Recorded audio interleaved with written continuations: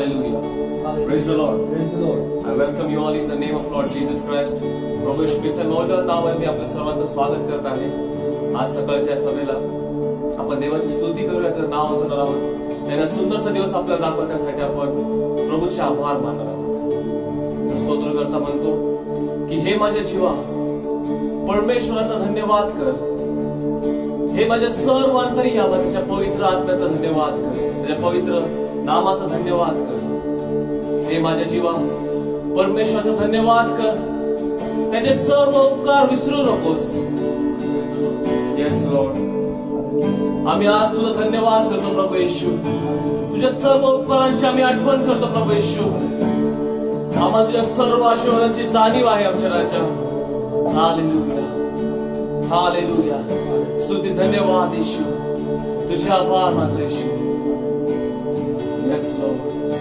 ओ येशू, हे जे जीवन आहे, या जीवनामध्ये आम्ही तुझं नाव उचलणार आहोत प्रभू येशू.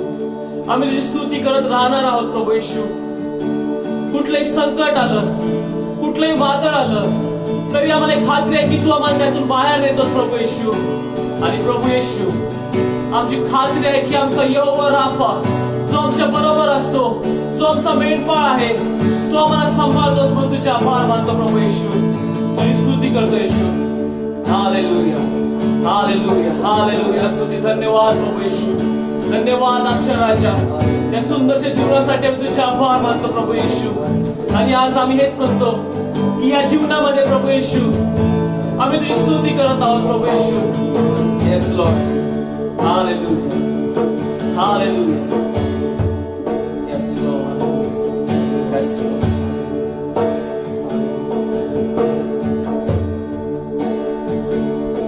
ये जिंदगी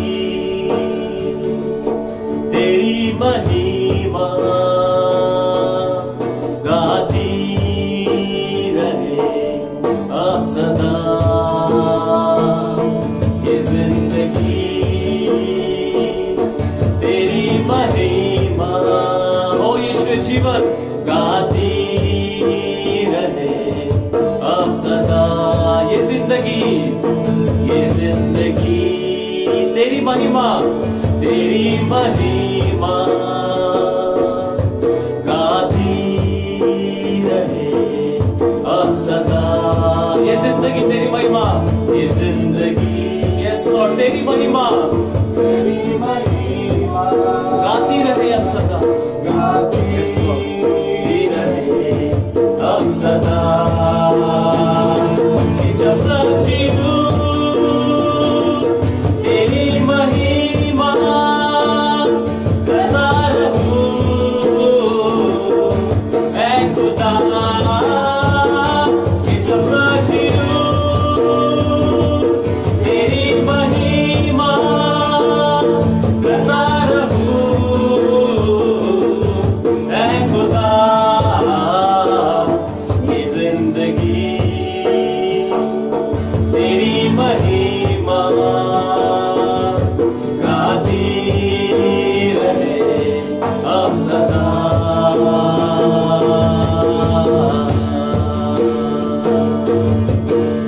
हो येशू, हे आपण हे गीत गात आहोत की असं की ये जिंदगी तेरी महिमा गाती रहे अब सदा. हो प्रभू येशू, आमचं जीवन आम्ही तुझ्या स्तुती आराधनेसाठी देऊ केलाय प्रभू येशू. आम्ही फक्त तुझे आभार मानतो प्रभू येशू. या जीवनासाठी तुझे आभार मानतो, सर्व आशीर्वादांसाठी तुझे आभार मानतो प्रभू येशू. आणि आज सकाळी आम्ही म्हणतो की प्रभू येशू, आम्ही जे काय आहोत ते आम्ही तुझ्या कृपेमुळे आहोत प्रभू येशू. तुझे आभार मानतो येशू. जेव्हा पण तुला हाक मारली, जेव्हा पण मी तुझ्याकडे प्रार्थना केली प्रभू येशू, तू माझ्या प्रार्थनेचं उत्तर दिलंस. तुझे आभार मानतो प्रभू येशू. माझ्या सर्व कठीण प्रसंगात तू माझ्यासाठी धावून आलास. म्हणून तुझे आभार मानतो येशू.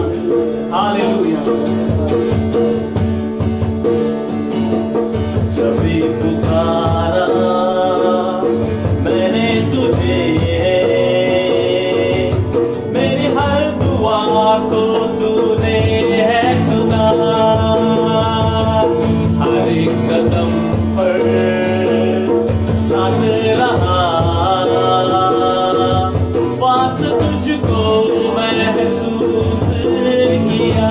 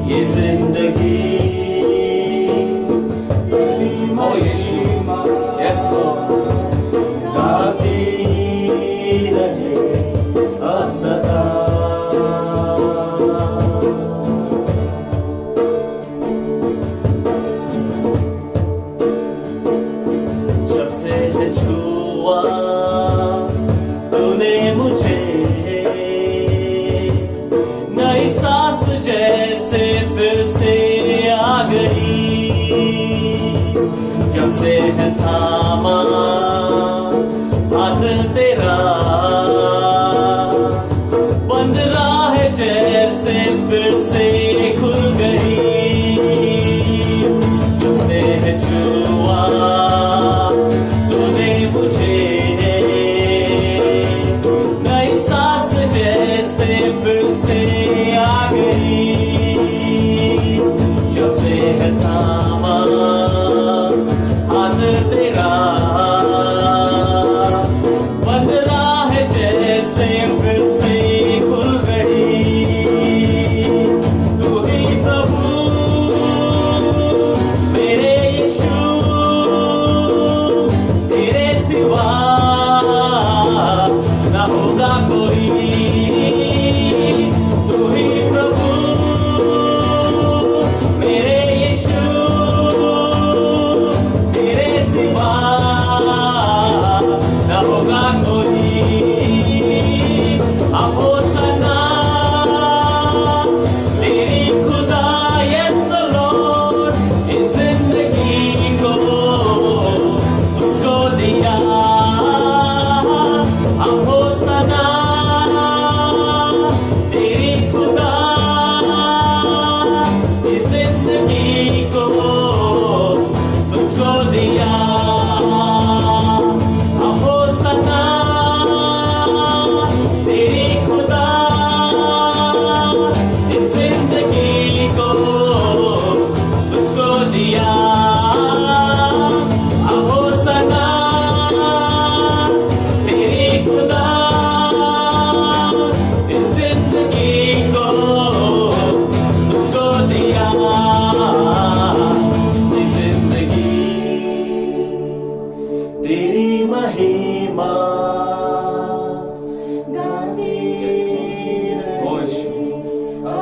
Yes Lord. चला आज सगळे आपण एकत्रित मिळून बोलूया. हो येशू, तेरी मही सर्व आशीर्वादासाठी प्रभू येशू. Yes lord. हालेलुया. आमच्या सर्व प्रार्थनेचं तू उत्तर दिलंस म्हणून तुझे आभार मानतो. हो येशू, चांगल्या आरोग्यासाठी आम्ही तुझे आभार मानतो प्रभू येशू. हो प्रभू येशू, तू आमचा पुरवठा कसा झालास म्हणून तुझे आभार मानतो प्रभू येशू. आणि आम्ही हेच म्हणतो की ये जिंदगी तेरी महिमा गाती रहे अब सदा. Yes lord. हालेलुया. हालेलुया. स्तुती धन्यवाद प्रभू येशू. धन्यवाद आमचे राजा. हालेलुया. हो येशू, तुझा आभार मानतो प्रभू येशू. धन्यवाद येशू. आपण देवाला म्हणूया की देवा, माझ्या आयुष्यामध्ये कुठलेही वाईट प्रसंग आले, काही घडामोडी झाल्या, तरी मी तुझी स्तुती करण्याचं सोडणार नाही प्रभू येशू. चला आज सगळे आपण प्रार्थना करूया की प्रभू येशू, मी तुझी स्तुती आराधना करत राहणार आहे. जरी मला काही कठीण प्रसंगातून जावं लागलं, even though I go through depression, even though I'm going through anxiety, Lord, but Lord, I trust in you, O Lord, and I'm going to praise your holy name forever and ever, O Lord. Lord, you are my fortress, O Lord. You are my stronghold, O Lord, and I'm going to look to you, Lord Jesus Christ.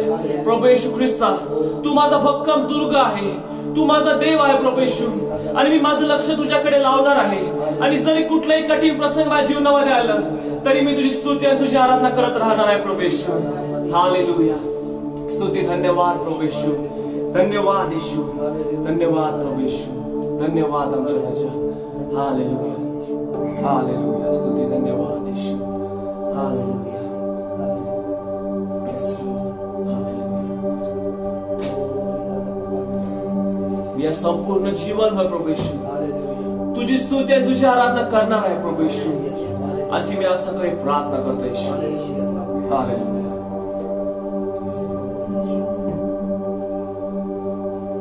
जिंदगी भर तेरे गीत गाता रहूं, जिंदगी भर तेरे गीत रहूं, तू सुनता रहे मैं सुनाता रहूं, तू सुनता रहे मैं सुनाता रहूं, जिंदगी भर तेरे गीत गाता रहूं, जिंदगी भर तेरे गीत गाता रहूं, तू सुनता रहे मैं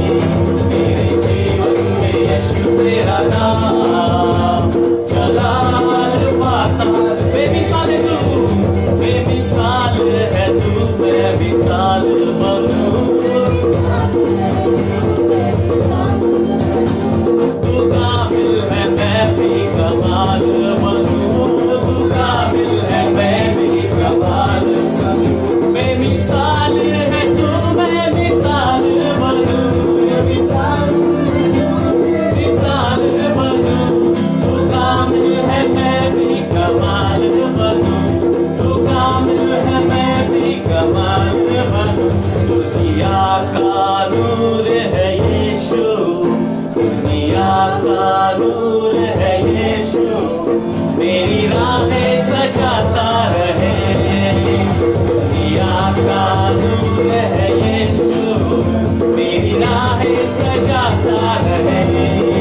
ओ मेरा उठना बैठना, मेरा उठना बैठना, चलना तुझे भाता रहे।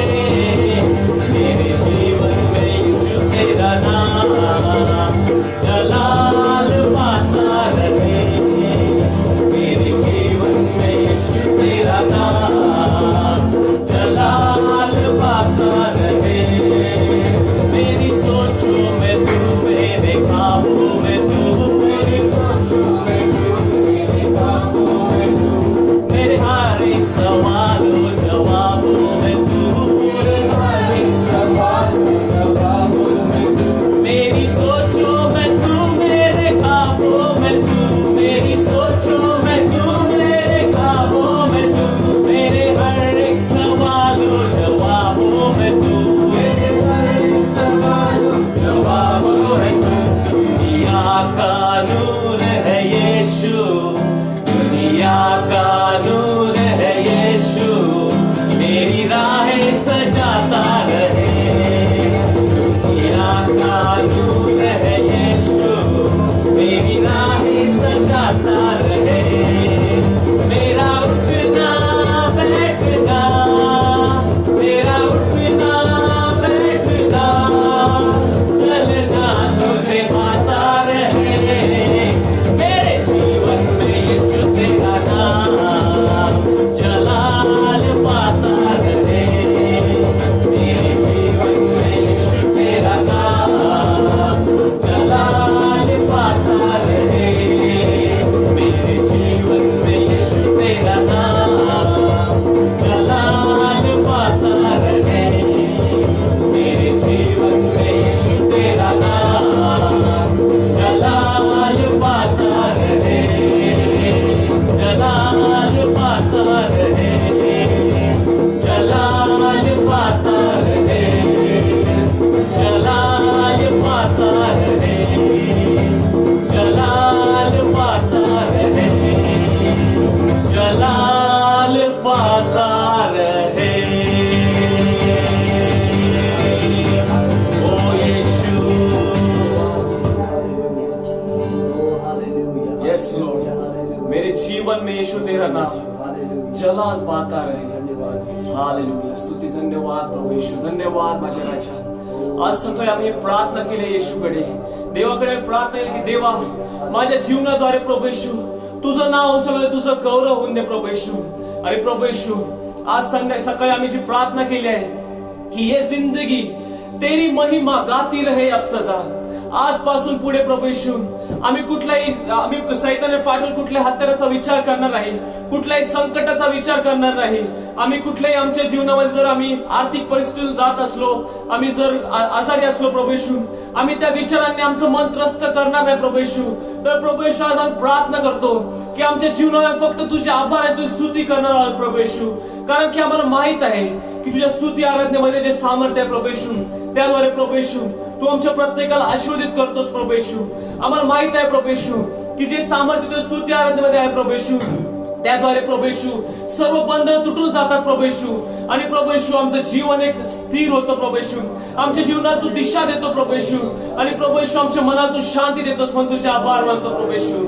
होय प्रभू येशू, आज आम्ही प्रार्थना करतो आमच्या जीवनातील सर्व बंधन तू तोडून टाकलेस, म्हणून तुझे आभार मानतो प्रभू येशू। आम्ही प्रार्थना करतो प्रभू येशू, जे वचन तू पाठवलंय प्रभू येशू, त्या वचनाद्वारे तू आम्हाला आणखी भक्कम कर प्रभू येशू, आणखी बळकट कर प्रभू येशू। आणि प्रभू येशू तुझ्याशी विश्वासू राहण्यासाठी प्रभू येशू आम्हा प्रत्येकाला तू कृपा पुरव अशी प्रार्थना करतो प्रभू येशू। इथून पुढची सर्व वेळा तुझ्या हातात समर्पित करतो प्रभू येशू। आमच्या वेळेचा ताबा तू घे प्रभू येशू, आणि आमच्या मनाशी तू बोल प्रभू येशू। आणि प्रभू येशू आमच्या जीवनाद्वारे तुझं नाव उचलत आणि तुझं गौरव होऊन द्यास तू कर प्रभू येशू. आमच्या जीवनावर तुझी वृद्धी होऊन दे आणि आमची रास होऊन द्यास तू कर प्रभू येशू. इथून पुढची सर्व तुझ्या हातात समर्पित करून ही प्रार्थना विनंती प्रभू येशू ख्रिस्त याच्या गोड आणि प्रेमळ नावात मागतो म्हणून तूच ऐक. आमेन आमेन.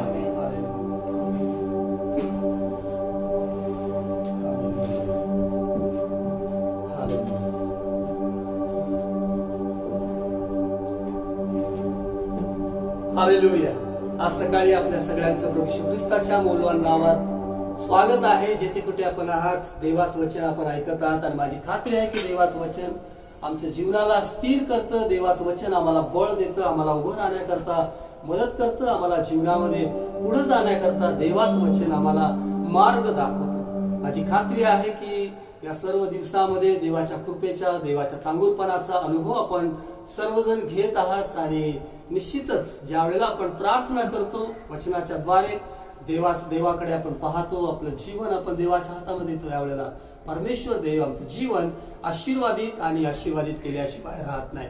आमच्या प्रत्येकाच्या जीवनामध्ये अशा एका वेळेतून आम्हाला जावं लागतं किंवा अशा प्रत्येकाला अशी एक वेळ येते की जिथे आम्हाला असं वाटतं आता बस झालं, आता आमच्याने पुढे जावत नाही. ज्यावेळेला आपण देवाचं वचन वाचतो, देवाच्या वचनामध्ये आपण आपल्या अगोदर होऊन गेले जे संत आहेत, जे देवाचे सेवक आहेत, त्यांना देखील अशा प्रसंगातून जावं लागलं किंवा एक वेळ अशी आली की त्यांना असं वाटतं आता बस झालं. आणि कशा प्रकारे परमेश्वर देवाने त्यांना बळ दिलं, त्यांना ताकद दिलं, याच्याविषयी देवाच्या वचनामध्ये आपण वाचतो. पाहला ज्या वेळेला आपण अब्राहमाचं जीवन पाहतो त्यावेळेला अब्राहमाला देखील असं वाटलं की आता मी संतान जाणार आणि माझ्या नंतर माझा जो चाकर आहे तो माझ्या घराचा आता वारस होणार आहे, तो मालक बनणार आहे. आणि त्यावेळेला परमेश्वर देवानं त्याला दर्शन दिलं आणि परमेश्वर देवानं त्याला पुन्हा जगण्याकरता बळ दिलं. किंवा जी स्वप्न त्याची होती, जी विरली होती किंवा त्याला असं वाटलं की स्वप्न किंवा ज्या काही माझ्या प्रार्थना आहेत किंवा ज्याच्यासाठी मी देवावर विश्वास ठेवलेला आहे ते मला प्रत्यास येणार नाही, परंतु देवाच्या भेटीमुळं जीवन बदलून गेले. आम्ही पुढं देवाच्या वचनामध्ये आम्ही वाचतो की एकदा गिदोन, जो शास्त्रीच्या पुस्तकाच्या 6व्या अध्यायामध्ये, की गिदोनाला देखील असं वाटलं की आता ते दिवस कुठे आहेत की ज्या दिवशी आम्ही देवाच्या चमत्काराविषयी ऐकत होतो, परंतु आता ते सगळं संपलं. आणि अशा वेळेला देवाच्या देवदूताने त्याची भेट घेतली आणि परमेश्वर देवाकडून आले निरोप त्याला सांगितलं की उठ, आपल्या बळाचा उपयोग कर, परमेश्वर तुझ्या बरोबर आहे. आणि देवाने त्याला पुन्हा एकदा उभं केलं, पुन्हा एकदा ताकद. चला आज सकाळी अशाच आणखी एका देवाच्या सेवकाविषयी आपण देवाच्या वचनामधून पाहणार आहोत. हे जीवन की जे प्रार्थनेने भरलेलं जीवन आहे, त्याच्या वचनामध्ये ज्यावेळेस आपण त्याची सुरुवात पाहतो, पहिले राजेचं पुस्तकाच्या 17व्या अध्यायामध्ये एलिया नावाचा जो देवाचा सेवक आहे त्याचा उल्लेख आम्हाला लूक ऋषीवर्तमानामध्ये पाहायला मिळतो की बाप्तिस्मा करणाऱ्या योहानाच्या जन्मा अगोदर देवतानं सांगितलं की तो एलियाच्या आत्म्याने आणि सामर्थ्याने त्याच्या पुढे म्हणजे प्रभू येशू ख्रिस्ताचा मार्ग तयार करण्याकरता चालेल. एवढंच नाही तर देवाच्या वचनामध्ये प्रभू येशू ख्रिस्ताने देखील एलिया या नावाचा उल्लेख आपल्याला पाहायला मिळतो. त्यानंतर आपण पाहतो पुढे देवाच्या वचनामध्ये याकोबाच्या पत्रामध्ये की एलिया आपल्यासारख्या स्वभावाचा माणूस होता, पण त्याने आग्रहाची प्रार्थना केली आणि परमेश्वर देवाने त्याची प्रार्थना ऐकली. आणि एलिया एक प्रार्थना करणारा मनुष्य अशी त्याची ओळख आम्हाला देवाच्या वचनामध्ये पाहायला मिळते. ज्यावेळी त्याने प्रार्थना केली, 3.5 वर्ष पृथ्वीवर पाऊस पडला नाही आणि पुन्हा त्याने प्रार्थना केली आणि पृथ्वीवर पाऊस पडला, असं देवाच्या वचनामध्ये म्हटलं आहे. ज्या अशक्य वाटणाऱ्या गोष्टींसाठी केली त्याने जी प्रार्थना आहे ते एलिया या राजेच्या पुस्तकामध्ये आम्ही वाचतो की ज्यावेळी त्याने प्रार्थना केली पहिल्या राजेच्या पुस्तकाच्या 17व्या अध्यायामध्ये, तो त्या विधवेच्या घरामध्ये होता आणि विधवेच्या घरामध्ये असताना विधवेचा मुलगा जो आहे तो मरण पावला आणि त्यावेळेला त्याने प्रार्थना केली. त्यानं म्हटलं की हे परमेश्वरा, या बालकाचा प्राण त्याच्या ठाई पूर्ववत येऊ दे. आणि देवाने त्याची प्रार्थना ऐकली. जर आपण ही प्रार्थना काळजीपूर्वक पाहिली तर याच्या अगोदर कोणीच एक मृत व्यक्ती आहे ती जिवंत व्हावी यासाठी प्रार्थना केली नाही. पण एलियाची प्रार्थना पहा की ज्या वेळेला एलियाने प्रार्थना केली आणि सांगितले की हे देवा, या बालकाचा प्राण त्याच्या ठाई परत येऊ दे, म्हणजे या स्त्रीचा मुलगा मरण पावलेला आहे तो पुन्हा जिवंत होऊ दे. प्राण निघून गेला म्हणजे तो मरण पावलेला आहे, पण त्याने देवाकडे प्रार्थना केली आणि तो म्हणतो की हे परमेश्वरा, पहिले राजेचं पुस्तक 17वा अध्याय आणि 21 वचन. त्याने परमेश्वराचा धावा करून म्हटले, परमेश्वरा हे माझ्या देवा, या बालकाचा प्राण त्याच्या ठाई पूर्वत येऊ दे. त्याने प्रार्थना केली की मेलेला मुलगा जो आहे तो जिवंत व्हावा, त्याचा प्राण निघून गेला तो पुन्हा यावा. आणि त्यानं जी काही अशक्य वाटणारी गोष्ट आहे ती त्याने देवाला मागितली. कारण एक विश्वासाची व्यक्ती, एक प्रार्थना करणारी व्यक्ती, त्याने देवाला जी प्रार्थना केली पुढं ते 22 वचनामध्ये म्हटलं आहे की परमेश्वराने एलियाचा शब्द ऐकला आणि त्या बालकाचा प्राण त्याच्या ठाई पूर्वत येऊन तो पुनरपी जिवंत झाला. परमेश्वराने एलियाचा शब्द ऐकला, देवाने त्याची प्रार्थना ऐकली. त्याचा शब्द ऐकला म्हणजे देवाने त्याची प्रार्थना ऐकली आणि त्या मुलाला देवाने मरणातून जिवंत केलं. अशी जी प्रार्थना आहे ती आपण या पुस्तकामध्ये पाहतो. या राजाच्या पुस्तकामध्ये एलियाने केलेली प्रार्थना आहे. त्यानंतर त्याने स्वर्गातून, आकाशातून अग्नी यावा यासाठी प्रार्थना केली आणि आकाशातून अग्नी आला. ज्यावेळेला तो कर्मेल डोंगरावर आहे 19 अध्यायामध्ये 18 अध्यायामध्ये, त्यावेळेला त्याने देवाला प्रार्थना केली. आणि ज्यावेळेला त्याने प्रार्थना केली तो म्हणतो, देवा माझी विनंती ऐक. आणि 37 वचन, पहिले राजाचं पुस्तक याचा 18 अध्याय आणि 37 आणि 38 वचन. तेव्हा परमेश्वरापासून अग्नी उतरला, की परमेश्वरापासून अग्नी उतरला, की एवढा सर्व वेळ जे बालाचे संदेष्टे आहेत, 450 संदेष्टे आहेत, ती सकाळपासून संध्याकाळपर्यंत स्वर्गातून अग्नी यावा यासाठी त्यांच्या देवाचा धावा करत होते, परंतु काहीच झालं नाही. पण ज्या वेळेला एलियानं प्रार्थना केली आणि परमेश्वराचं वचनामध्ये म्हटलं आहे की परमेश्वराने त्याचं ऐकलं. 38 वचन सांगतं, तेव्हा परमेश्वरापासून अग्नी उतरला, परमेश्वरापासून अग्नी उतरला, स्वर्गातून अग्नी आला. आणि त्या ठिकाणी एक अशक्य वाटणारी जी प्रार्थना आहे किंवा विनंती आहे, परमेश्वर देवाने त्याची प्रार्थना ऐकली, हे आम्हाला पाहायला मिळतं. आणि असा जो प्रार्थनेचा माणूस आहे, जो देवावर विश्वास ठेवून जीवन जगणारा आहे. कारण पहिल्या 17 अध्यायात आम्ही वाचतो की परमेश्वराच्या सांगण्यावरून तो त्या करीत ओहळानं जवळ जाऊन तो राहिला आणि त्या ठिकाणी परमेश्वराने त्याची काळजी घेतली, देवाने त्याला अन्न पाणी पुरवलं. त्यानंतर देवाने 17 अध्यायात आपण वाचतो की तो सारपत या ठिकाणी गेला, त्या विधवेच्या घरामध्ये परमेश्वराने त्याचं पालन पोषण केलं. असा जो प्रार्थनेचा माणूस एक अद्भुत किंवा ज्याला असं म्हणूया की देवाच्या सामर्थ्याचा अनुभव घेतलेला व्यक्ती आहे. पण त्याच्या जीवनामध्ये अशी एक वेळ आली 19 अध्यायामध्ये की तो आता या इस्बेल पासून आपला जीव घेऊन पळाला. आणि दुसरं वचन सांगतं 19 अध्याय 3 वचन, हे ऐकून एलिया जीव घेऊन पळाला. त्यानंतर 4-5 वचनामध्ये 4थं वचन सांगतं की आपला प्राण जाईल तर बरे असे वाटून तो म्हणाला की हे परमेश्वरा, आता पुरे झाले, माझा अंत कर, मी आपल्या वाडवडिलावरून काही सांगला नाही. आता एक वेळ एलियाच्या जीवनामध्ये अशी आली आणि तो असं म्हणतो की देवा आता बस झालं. आज जे कोणी तुम्ही देवाचं वचन ऐकत आहात, चला या परिस्थिती बरोबर आपल्या स्वतःला ज्यावेळेस आपण रिलेट करतो किंवा आपल्या स्वतःच्या जीवनामध्ये पाहतो, त्यावेळेला कधी ना कधी आमच्या जीवनामध्ये आम्हाला असं वाटतं की आता बस झाली धावपळ, आता आम्ही थकलो आहोत. कदाचित या 6 महिन्याच्या या काळामध्ये तुम्ही खूप प्रयत्न केले, पुष्कळ गोष्टी जुळवण्यासाठी तुम्ही प्रयत्न केला, परंतु आता तुम्ही थकला आहात की किती दिवस या परिस्थितीमध्ये आम्ही राहणार आहोत, किती दिवस आमच्या जीवनामध्ये असंच चालणार. काही जणांच्या जीवनामध्ये कदाचित वर्षापासून तशीच परिस्थिती असेल, 2-3 वर्षापासून तीच परिस्थिती असेल. आर्थिक समस्या असतील, अडचणी असतील किंवा नातेसंबंधामध्ये काही दुरावा असेल किंवा जे काही काम तुम्ही हातामध्ये घेतलं त्या कामामध्ये तुम्हाला यश पाहायला मिळत नाही किंवा असं म्हणूया की ज्या काही तुमच्या इच्छा आहेत ती तुम्हाला काहीच प्रत्यास येत नाही आणि तुम्हाला असं वाटतं आता बस झालं, तुम्ही आता थकले आहात, अगदी थकून गेला आहात. तुम्ही एक प्रार्थना करणारी व्यक्ती आहात तरीही तुम्ही अशा प्रसंगामधून जाता. तुम्ही एक विश्वास ठेवणारी व्यक्ती आहात तरी तुम्हाला अशा प्रसंगातून जावं लागतं. तुम्ही एक उपवास करणारे व्यक्ती आहात तरी तुम्हाला अशा प्रसंगातून जावं. तुम्ही देवाच्या वचनावर विश्वास ठेवून जीवन जगणारे व्यक्ती आहात तरी एक वेळ अशी तुमच्या जीवनामध्ये आली की तुम्ही म्हणता देवा आता बस झालं, मी आता थकलो आहे, मी थकले आहे. आज सकाळी आपण प्रामाणिक होऊया. पहा ना, कधी कधी आम्हाला असं वाटतं आता बस झालं, आता हे पुष्कळ झालं, आता आम्ही थकलो आहोत, आता आम्हाला परिस्थिती हाताळता येत नाही, आता आम्ही अपयशी ठरलो आहोत, आम्ही हरलो आहोत.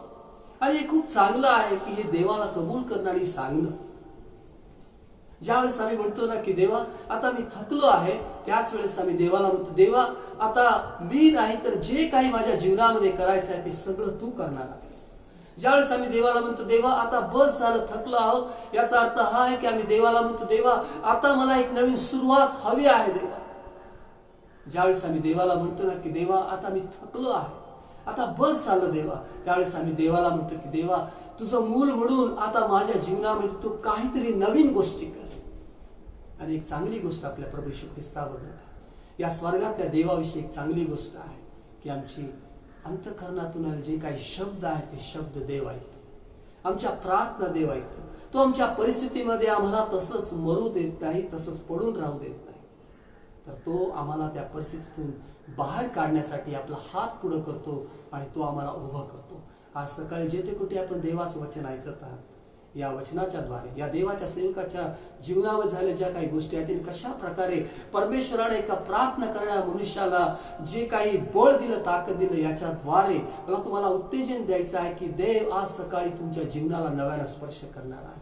ज्या वेळेला एलिया थकला तो असं म्हणतो देवा आता बस झालं. तर या वचनामध्ये तो असं म्हणतो की आपला प्राण जाईल तर बरे असे वाटून तो म्हणाला हे परमेश्वरा आता पुरे झाले, माझा अंत कर, आता पुरे झालं, बस झालं देवा, बस झालं, आता मला नाही जगायचं, मला नाही जगवत. आता परिस्थिती हाताबाहेर गेलेली आहे, कर्ज कर्ज कर्ज, किती दिवस या कर्जांमध्ये मी राहणार, किती दिवस या अपयशामध्येच राहणार, आजार, त्या आजारामध्येच मी राहणार आहे. देवा आता मला नाही समजत मी काय करायचं, परिस्थिती माझ्या हाताबाहेर चाललेली आहे. आज सकाळी देवाचं सेवक आहे त्याने मला तुम्हाला सांगायचं, ज्या प्रत्येक वेळेला आमच्या मनामध्ये अशा प्रकारचे प्रश्न आहेत त्या प्रत्येक वेळेला लक्षात ठेवा की प्रश्नाबरोबर उत्तरही आहे, कारण ही उत्तरं देण्यासाठी देव समर्थ आहे. तो आमच्या सर्व परिस्थितीसाठी उत्तर आहे. जरी एलियाने अशी प्रार्थना केली की देवा आता बस झालं, परंतु देवानं त्याच्या जीवनामध्ये एक हस्तक्षेप केला. आणि पुढे आपण वाचतो की ज्या वेळेला तो असं म्हणून झोपी गेला त्यावेळेला 5व्या वचनामध्ये देवदूत आला आणि देवदूताला त्याला स्पर्श करून म्हटले उठ हे खा.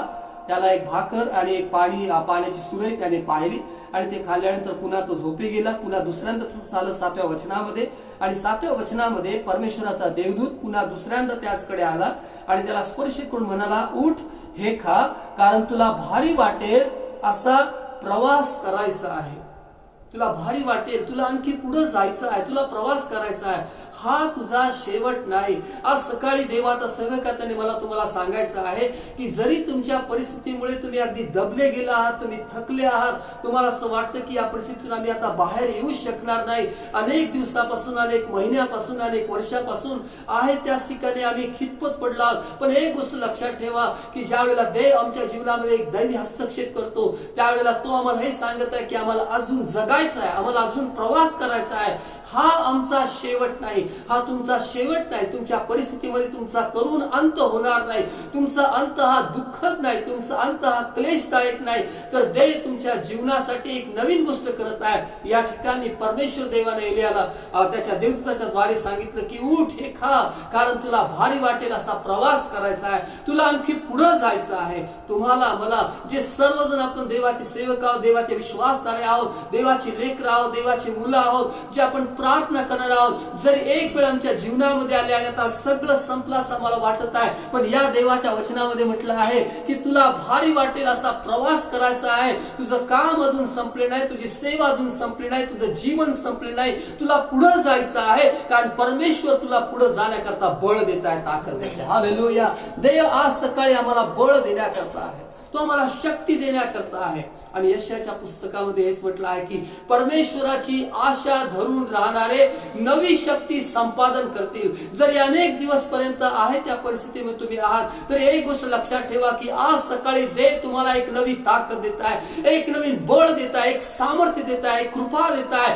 देव तुम्हाला एक आशीर्वाद देत आहे की यासाठी की तुम्ही पुन्हा उभं राहावं आणि तुम्ही जरी थकले आहात तरी तुमचा जीव तो ताजातवाना करू इच्छित आहे, यासाठी की तुम्हाला प्रवास करायचा आहे, तुम्हाला आणखी पुढे जायचं आहे, कारण देवानं तुमच्या जीवनामध्ये महान गोष्टी राखून ठेवल्या आहेत, जे की एलियाच्या जीवनामध्ये झालं. एलियाचा जर शेवट तुम्ही पाहिला तर तो शेवट फारच आश्चर्यकारक, फारच ज्याला असं म्हणूया की कल्पना शक्तीच्याही पलीकडे आहे. कारण एलिया असा एकमेव व्यक्ती देवाच्या वचनामध्ये आम्हाला पाहायला मिळतो की जो या 19 अध्याय मध्ये म्हणतो की आता बस झालं, आणि त्या झाडाखाली त्याला त्या अरण्यामध्ये तसं मरून जायचं होतं. परंतु एलिया अशी एकमेव व्यक्ती आहे की जी सदेह स्वर्गामध्ये गेली. मनुष्य, प्रभू येशू ख्रिस्ताचं पुनरुत्थान झालं, प्रभू येशू ख्रिस्त सदैव स्वर्गामध्ये गेला. मी त्याच्याविषयी बोलत नाही, प्रभू येशू ख्रिस्त आहेच, परंतु मनुष्य म्हणून जे देवाच्या वचनामध्ये आपण वाचतो, देवाचा सेवक म्हणून जे आपण वाचतो, एलियाच्या बाबतीमध्ये असं झालं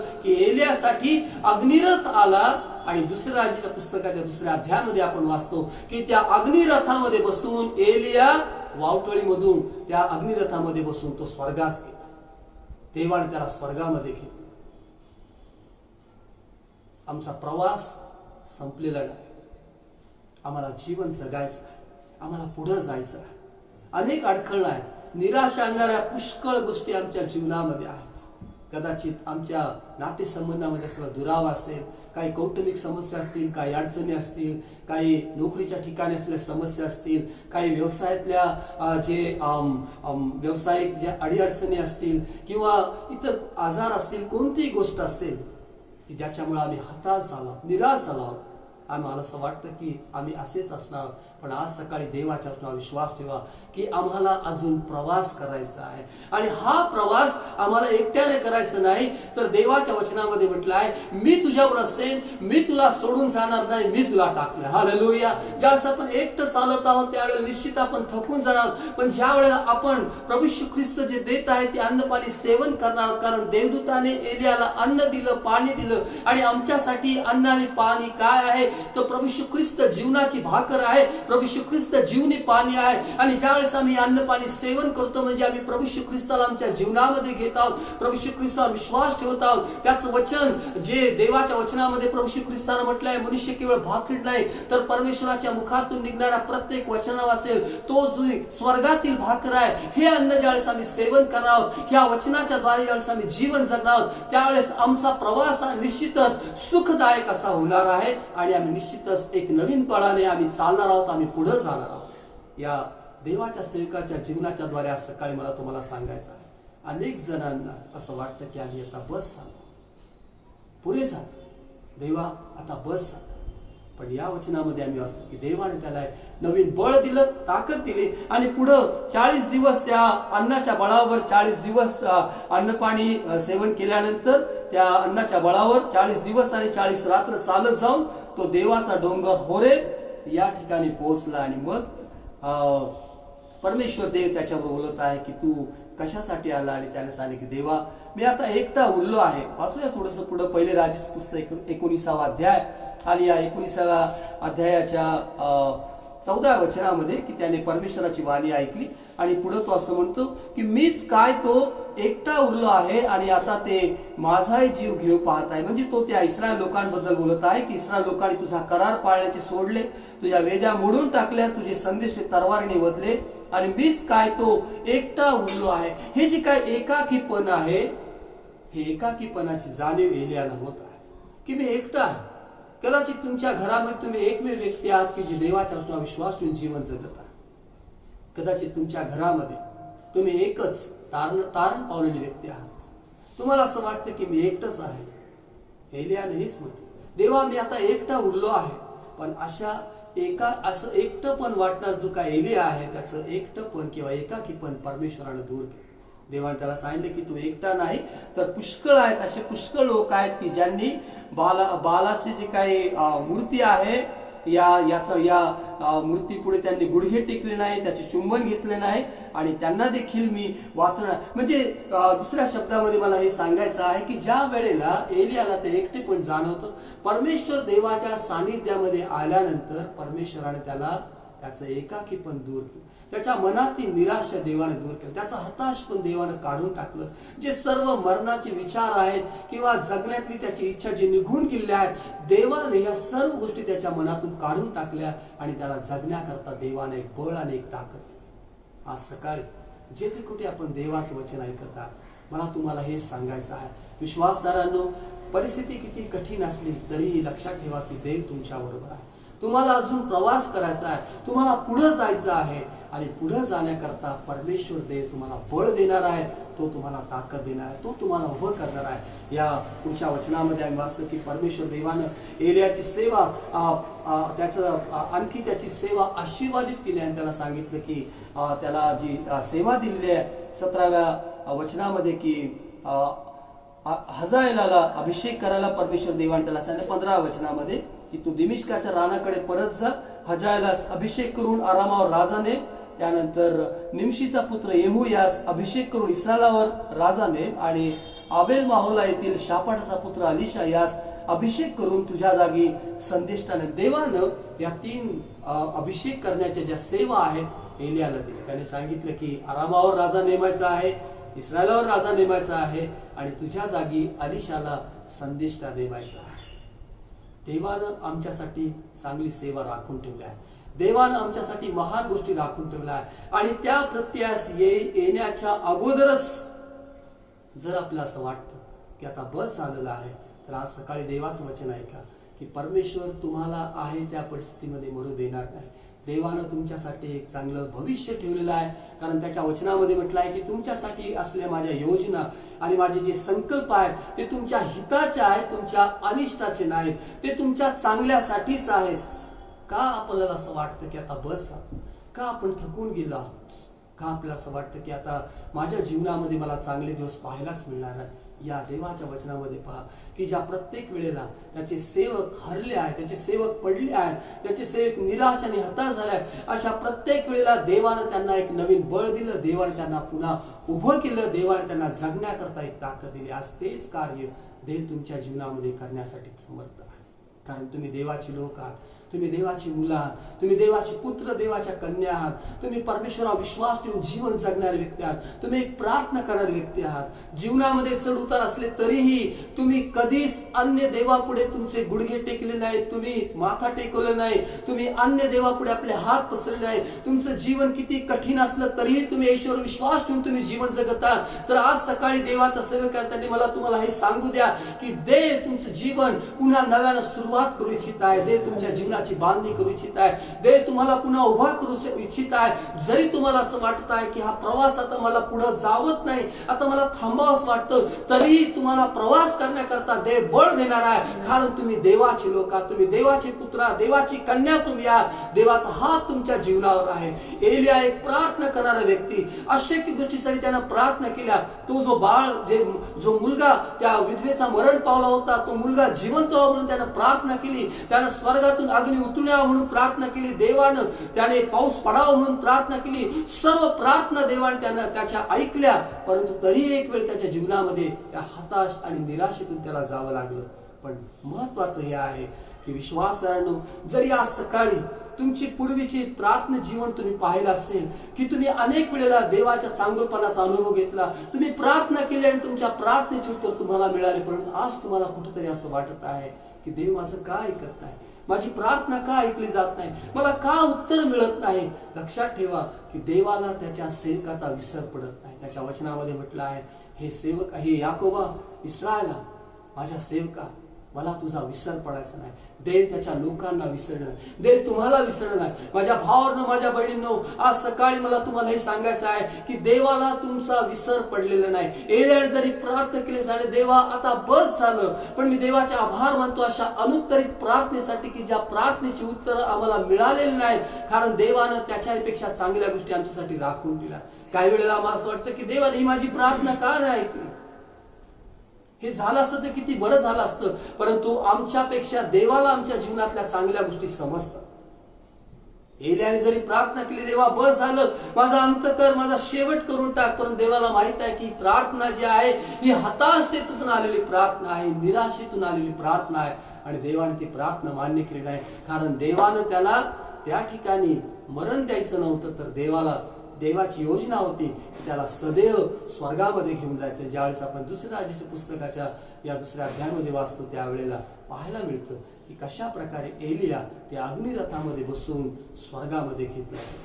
आज मला हेच सांगायचं आहे, तुम्हाला प्रवास करायचा आहे, मला प्रवास करायचा आहे, आम्हाला पुढे जायचं आहे. आमचा प्रवास अजून संपलेला नाही. अन्न सेवन करायचं आहे, पाणी सेवन करायचं आहे.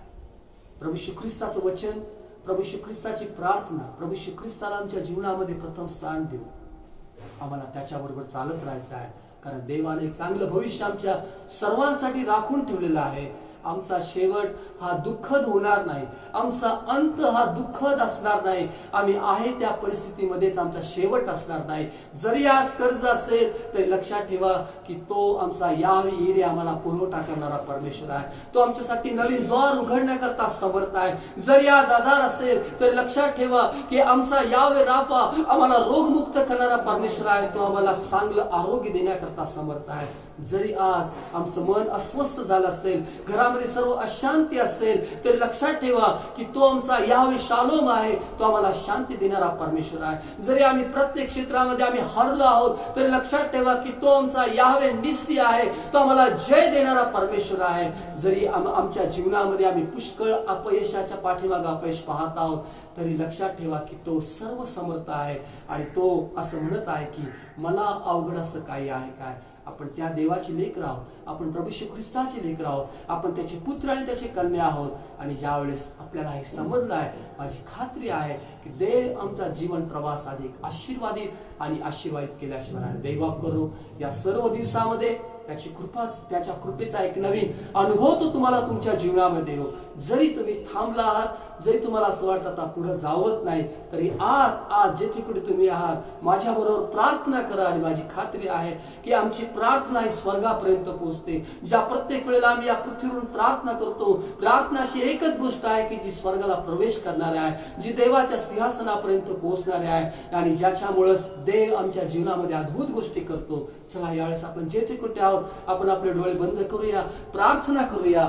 आणि निश्चितच ज्या वेळेला तुमच्या समस्या आणि अडचणी आज सकाळी तुम्ही देवाला सांगणार आहात आणि जरी तुम्ही थकले आहात, थकून गेला आहात या परिस्थितीमुळे, तरी फक्त एकच प्रार्थना देवाकडे करा आणि त्या प्रार्थनेच्या द्वारे सगळं काही बदलून जाणार आहे. सगळं काही बदलून जाणार आहे. Hallelujah, hallelujah, hallelujah, hallelujah. तुम्ही कंटाळला आहात का परिस्थितीमुळे? तुम्ही थकलेले आहात का? रोजच्या भांडणांना, रोजची किरकिर, रोजचं वाद, समस्या, अडचणी, या प्रभू येशू ख्रिस्ताची अद्भुत शांती आज उपलब्ध आहे. तो शांतीचा राजा आहे. असं म्हणतो, जग देतं तशी शांती नाही तर मी आपल्या स्वतःची शांती तुम्हाला देतो. तुमच्या मनामध्ये उद्याविषयीचं भय आहे का? उद्याविषयी चिंता आहे का? एलिया ज्या वेळेला जीव घेऊन पळाला, कारण त्याला माहित होतं की आता इस्रायल मला मारून टाकणार आहे. त्या शब्दामुळे एलियाचं जीवन अस्थिर झालं. कदाचित तुमच्या कानावर असे शब्द आलेत आणि त्याच्यामुळे तुमचं जीवन अस्थिर झालं आहे. कदाचित मनुष्याच्या शब्दामुळे तुम्ही घाबरून गेला आणि तुमचं जीवन सैरभैर झालं आहे. कुठे जावं, काय करावं तुम्हाला समजत नाही. या मनुष्याच्या शब्दापेक्षा देवाचा शब्द महत्वाचा आहे. तो असं म्हणतो, तुमचं अंतःकरण अस्वस्थ अथवा भयभीत होऊ नये. जग देतं तशी शांती नाही तर मी आपल्या स्वतःची शांती तुम्हाला देऊ. इस्रायलच्या शब्दामुळे जरी एलियाचं जीवन सैरभैर झालं, अस्थिर झालं, परंतु देवाच्या शब्दामुळे त्याच्या जीवनाला एक उभारी मिळाली. देवाचा शब्द आमच्या जीवनामध्ये आम्हाला उभारी देतो, आम्हाला उभं करतो, आम्हाला मदत करतो. कारण त्याच्या शब्दामध्ये मोठी ताकद आहे, त्याच्या शब्दामध्ये मोठं सामर्थ्य आहे. येशूचा शब्द आमचं जीवन बदलून टाकण्याकरता समर्थ आहे. हालेलुया. ओ रिहाराला बा शांताराला, ओ रियादाराला बाबा रिखाराला बा हंदाराला बाबा. प्रभू येशू, आम्ही यथायोग्य प्रार्थना कशासाठी करूया मला समजत नाही. अशा वेळी तुझा पवित्र आत्मा अनिर्वाच्य कन्याने पवित्र जनासाठी मध्यस्थी करतो. देवबापा, सकाळी मी मंडळीसाठी प्रार्थना करतो. प्रभू देवबापा, आमच्या मंडळीसाठी प्रभू, तुझ्या कळपासाठी प्रभू देवबापा, प्रत्येक कुटुंबासाठी प्रभू, आज जी तुझं वचन ऐकत आहे देवबापा, हे माझे भाऊ, या माझ्या बहिणी कोणत्या परिस्थितीत जात आहेत मला माहित नाही प्रभू, परंतु सगळं काही जाणणारा तू आहेस देव बापा. याच वेळेला तू आपला हात पुढं कर आणि त्यांना तू स्पर्श कर प्रभू. रिहाबादा खराला बा शंदराला बाबा रियादाला बा. ओ रिहाबादा खराला बा सिहाराला बाबा. प्रभू देव बापा, एक नवीन बळ दे, एक नवीन ताकद दे, एक जगण्याकरता एक आनंद दे प्रभू. त्यांचा जीव तू ताजा तवाना कर प्रभू Yeshu. Hallelujah, hallelujah, hallelujah, hallelujah. ओ रिहाबादा खराला. Hallelujah, hallelujah, hallelujah, hallelujah, hallelujah. ओ येशूआ, हालेलुया, हालेलुया. जगात तुम्हाला क्लेश होते, पण धीर धरा, मी जगाला जिंकला आहे. प्रभू येशू ख्रिस्त म्हणत आहे, धीर धरा, मी जगाला जिंकला आहे. तो विजयशाली ख्रिस्त आहे आणि तो आम्हाला विजयामध्ये चालण्याकरता मदत करत आहे. तो आम्हाला कृपा पुरवत आहे. हालेलुया. धन्यवाद येशू, धन्यवाद, धन्यवाद, धन्यवाद येशू. हालेलुया. तुझी स्तुती, तुला धन्यवाद, तुला गौरव, तुला सन्मान सर्व काळासाठी येशू. हालेलुया. हो हालेलुया, हालेलुया. आभार म्हणतो येशू, तुझे आभार. तू सर्व समर्थ देव बापा, नासरी येशू ख्रिस्ताच्या नावात आमच्याकडे आज सकाळी मी प्रार्थना करतो प्रभू देवा, ज्या प्रत्येकाने तुझं वचन ऐकलेलं आहे प्रभू देव बापा, मी प्रार्थना करतो या माझ्या प्रत्येक भावाबळे तू स्पर्श, ज्या घरामध्ये राहत आहे त्या घराला तुझा आनंद दे, तुझी शांती दे प्रभू. त्यांचं सर्व दुःख तू दूर कर प्रभू देवा. ज्या घरामध्ये प्रभू देवा त्यांना अन्न पाण्याचा तू पुरवठा कर प्रभू येशू. मी प्रार्थना करतो चांगलं आरोग्य त्या प्रत्येक घराला आणि त्या घरामध्ये असणाऱ्या प्रत्येकाला लाभू दे, प्राप्त होऊ दे प्रभू येशू. देव बापा, जर कोणी आपली नोकरी गमावली असेल तर देव बापा त्यांच्यासाठी नवीन द्वार तू उघड, त्यांना चांगली नोकरी दे. ज्यांच्या व्यवसायात काही अडीअडचणी असेल त्या अडीअडचणी दूर कर प्रभू देवा. प्रभू ज्या कोणत्या त्यांच्या समस्या अडीअडचणी आज सकाळी प्रभू देवा त्या प्रत्येकाला तू स्पर्श कर आणि त्यांना पुन्हा जीवनामध्ये उभं राहण्यासाठी मदत कर प्रभू येशू. प्रार्थना कर देव बापा, आमच्या मंडळीमध्ये यावेळेला जे आजारी आहेत प्रभू त्यांना स्पर्श कर प्रभू देवा. जे कोविड-19 पॉझिटिव्ह आहेत प्रभू देव बापा, अशा प्रत्येकासाठी मी प्रार्थना करतो प्रभू, त्यांना चांगलं आरोग्य लाभू दे प्रभू येशू. देव बापा, आमच्या मंडळीमध्ये जे मेडिकल स्टाफ आहे प्रभू ते आपली सेवा करत असताना त्यांचं नोकरीचं ठिकाण तू आशीर्वाद कर, त्यांच्या घराला तू आशीर्वाद दे, सर्व आजार विकारापासून त्यांना तू राख. आम्ही आमच्या पुणे शहरासाठी प्रार्थना करतो प्रभू, हे पुणे शहर तू व्याधीमुक्त कर प्रभू देवा. आमच्या महाराष्ट्राला तू व्याधीमुक्त कर प्रभू आणि निरोगी ठेव प्रभू सर्वांना, अशी आग्रहाची आम्ही प्रार्थना करतो प्रभू देव बापा. आम्ही प्रार्थना करतो या दिवसामध्ये तुझ्यावर विश्वास ठेवून जीवन जगण्यासाठी प्रत्येकाला विषय तुझी कृपापुरी मदत कर, सहाय कर. जे काय आज आम्ही नासरी येशू ख्रिस्ताच्या नावात तुझ्याकडे मागितलं दिलंस, आभार मानतो, तुला धन्यवाद देतो, येशूच्या नावात मागतो, आमेन. परमेश्वर तुम्हाला आशीर्वाद दे व तुमचं संरक्षण कर. परमेश्वर आपला मुख प्रकाश तुमच्यावर पाडू व तुमच्यावर कृपा करू. परमेश्वर तुमच्याकडे प्रसन्न होऊन करू आणि तुम्हाला शांती देऊ. पित्याच्या, पुत्राच्या, पवित्र आत्म्याच्या नावात आमेन. ख्रिस्ताची शांती आपल्या अंतःकरणात राज्य करू. मागच्या शुक्रवार आणि शनिवार आपण एल शद्दाय सर्वसमर्थ देव याविषयीचा संदेश संध्याकाळी 7 ते 7:30 या वेळेमध्ये युट्यूब चॅनल होप टीव्हीवर आपण पाहिलं असेल. युट्यूबवर होप टीव्हीवर आपण पाहिलेलं आहे आणि त्याबरोबरच या शुक्रवार देखील आपल्याला युट्यूबवर होप टीव्हीवर आपल्याला पुन्हा एकदा शुक्रवारी संध्याकाळी 7 वाजता आणि शनिवारी संध्याकाळी 7 वाजता एल शद्दायचा भाग 3 आणि भाग 4 हे आपल्याला पाहता येणार आहे. येत्या शनिवारी या ऑक्टोबर महिन्याचा पहिला शनिवार आहे आणि दर महिन्याचा पहिला शनिवार उपास प्रार्थना असते, परंतु संध्याकाळी 7 ते 7:30 या वेळेमध्ये सभा असल्यामुळे आपली जी उपास प्रार्थना सभा आहे ती संध्याकाळी 7:30 ते 8:30 या वेळेमध्ये. कृपा करून हा जो काही एकच बदल या शनिवार पुरता आहे तो आपण लक्षात ठेवूया.